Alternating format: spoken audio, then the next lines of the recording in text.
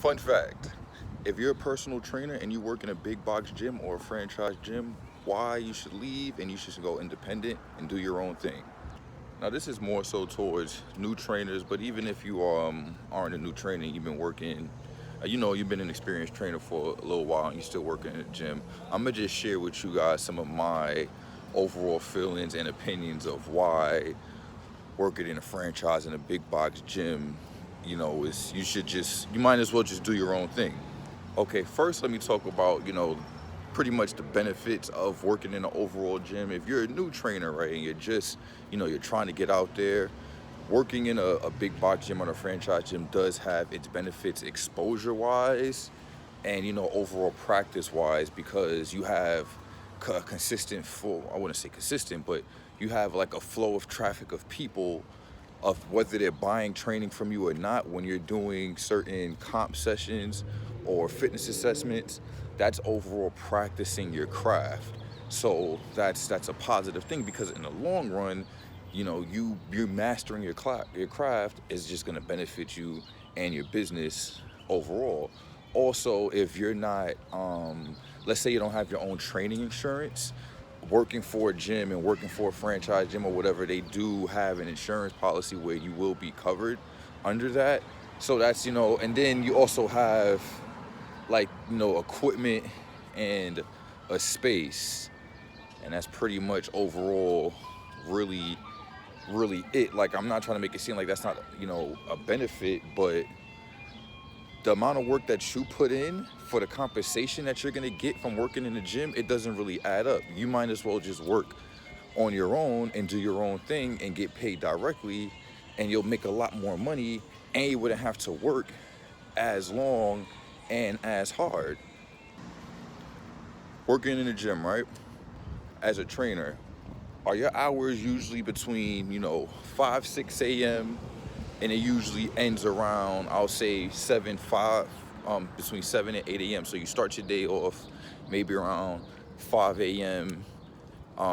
It probably slows down for you around, I'll say 7, 8 a.m. It may pick back up around 12 to 2, and then after that you have another a gap until about 5 o'clock, right? Are you like, are you tired of experience, like overall training schedule cycle? Are you also tired of either scheduling sessions with people and they show up last minute, they cancel last minute, they show up late, they don't really take it serious, and are you also annoyed or tired of, training people and they're just not into it? They're just doing it and they're making it seem like it's an overall task, or because they just became a member with the gym and they're getting your comp session with you, and the membership sales pretty much told them that this was mandatory for them. So they're just going, thinking this is mandatory, not really wanting to do that. And it becomes an overall waste of time for both you and the overall person. Now, I understand that this works, you get what I'm saying? Like, with generating leads, but are you annoyed with sending out mass emails and getting really no response back? Sending out mass text messages, no response, sending out calls, leaving voicemails, no response, and it's just like, damn, like you're just going hard, building, trying to build up your clientele base, because that's what they tell you in the gym, phone list, email list, make these calls, this, that, and the third, which I'm not saying doesn't work, but when you're working in a big box gym, for the most part, you're not getting paid hourly. So you're either getting paid every time you have a client, and you may get paid hourly at some spots, or you're only getting paid your commissions from when you're training someone. So when you're working in a gym, especially just starting out, you're not gonna have any clients. So for your first couple months, for about 3 months, it's gonna take you about 3 months just to build your clientele at a gym. Now, how gyms work is they have tiers, right? And they have tiers so you could get paid more as a trainer. But it doesn't matter about how smart you are for real and your overall education. They say that it will, but it does not matter. If you can sell and you could drive business for the gym, they will tier you up. Why? Because it's all about sales. Working in a gym is no different than being a sales associate. All right, you are just like work. It's like if you walked into Macy's and you have people telling you, welcome to Macy's and trying to sell you something. It's the same thing as a trainer. The only difference is you're in the gym and they try to use the fact that, well, yeah, I'm a trainer, you're a trainer, walk around and talk to people, talk about fitness, talk about the importance of fitness, which I'm not saying you shouldn't do, but they're doing it in the fact that they want you to try to get them so they become a client, right? Which is totally understandable. Let's say but how many people are, after you try to sit here and explain this to them, and then we're sitting them down, and let's say they're interested and they're talking pricing, you have to, your price packages range between $1,500 to $3,000, and they have these like crazy payment plans, and they try to get you to sign up and pay right then and there. Like, gyms are notorious for high pressured sales. I want to tell you how many times people they'll get a person, they're sitting there, they're sitting right in front of them, and they're trying to talk over prices with people. A person is not interested, or they may try to be nice and say, oh well, I'll think about it, or all those type of words to combat things, and they'll just keep going.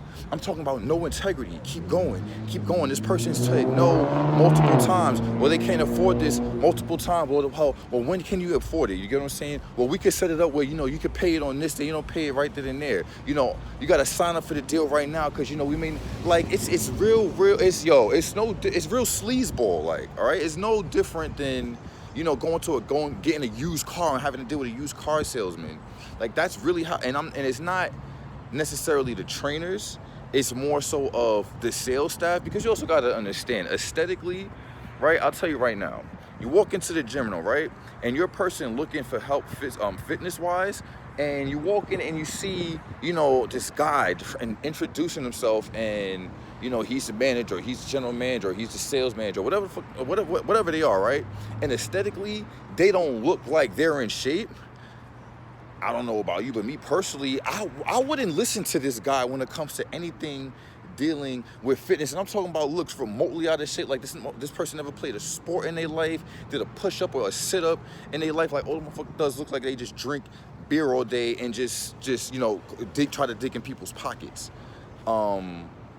That's what it is at a lot of gyms, especially when it comes to management and overseeing of trainers.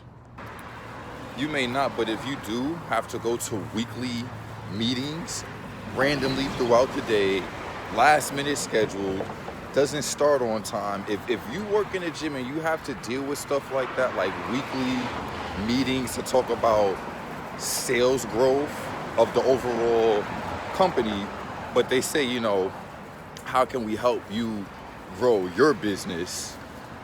And the reason why I'm really condescending about this is because they make it seem like they're really trying to help you out, though, right? But the gym takes close to 80 to 90% of the profit.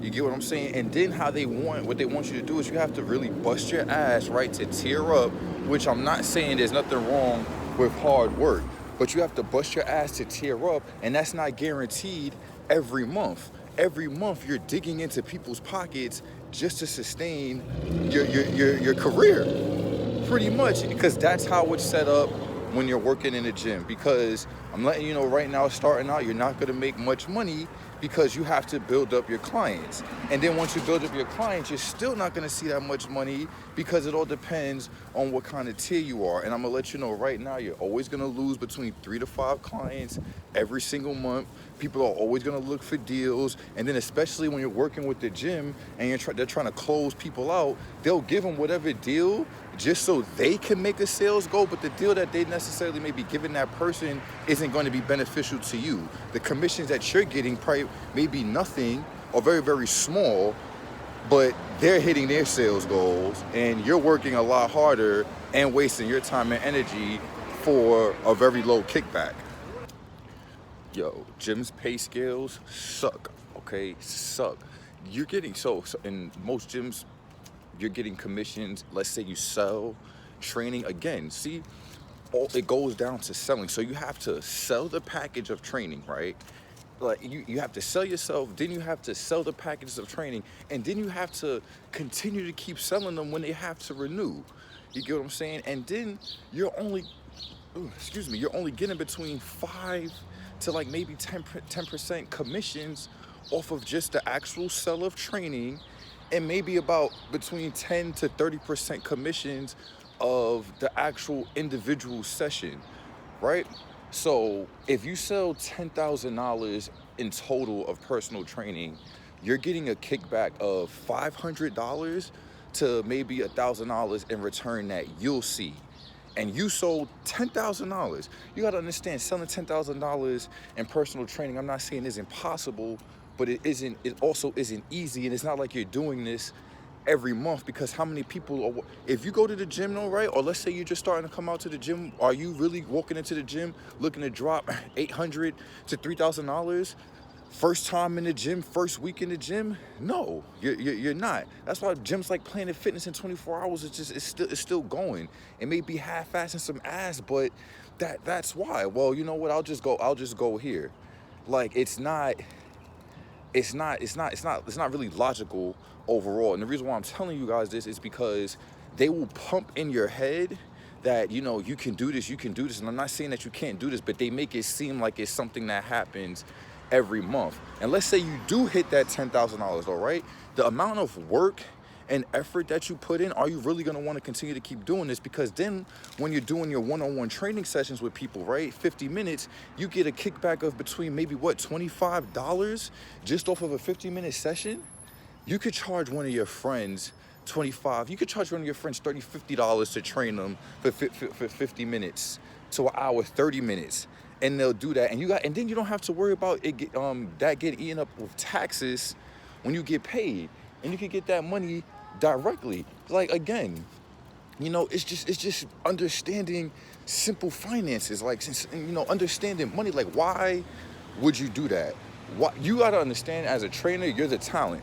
All right, you guys may not know or be aware, but when you have to sign a document stating that, you know, when you leave or whatever, pretty much that your clients can't go with you, right?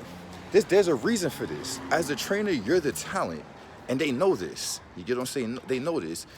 That's why they be wanting you to kiss the sales team's ass, because new members and stuff like that have to go to the sales team first. And then depending on how the salesperson is feeling, or if they're just trying to close a deal out, they pretty much, you know, pick who they're going to give, you know, potential new clients to. That's why you have to do all this work on your own. But, you know, nonetheless, though, it's a team. If you really want to make money in the gym, you'll work in membership sales, because that's where the real money is overall. If you're a trainer, my advice to you, and another thing that you may not know if you haven't experienced is members aren't dumb. They know what's up, right? And the people who need it would pay for it, but a lot of these people would rather pay you directly. So don't get shocked or surprised if you got members coming up to you asking you, how much do you charge personally? All right, if you're a trainer, even if you're working in a gym, you should always have your own prices, okay? Because you never know. You know, the gyms don't want you to promote yourself, all right? They want you to promote the gym. But they also, the reason why they don't want you to promote yourself is because they understand you're the talent, okay? Without you, and there's people coming to the gym looking for training, who they gonna go to? To the sales manager that looks out of completely shape? You get what I'm saying? Like, get the hell out of here. They're not gonna do that, right? And then if they do try to seek out, we have the education, we have the knowledge, we have the experience. You have to understand and know your value, because gyms will just exploit that, and this is coming from experience, bro. Gyms, they don't care about you, bro. I'm gonna tell you right now, yo, if they cared about their members, right, or even their staff, when members are out of line and disrespectful to their staff, and their staff has been loyal to them, you wouldn't take the member's side, okay? Like, what the hell?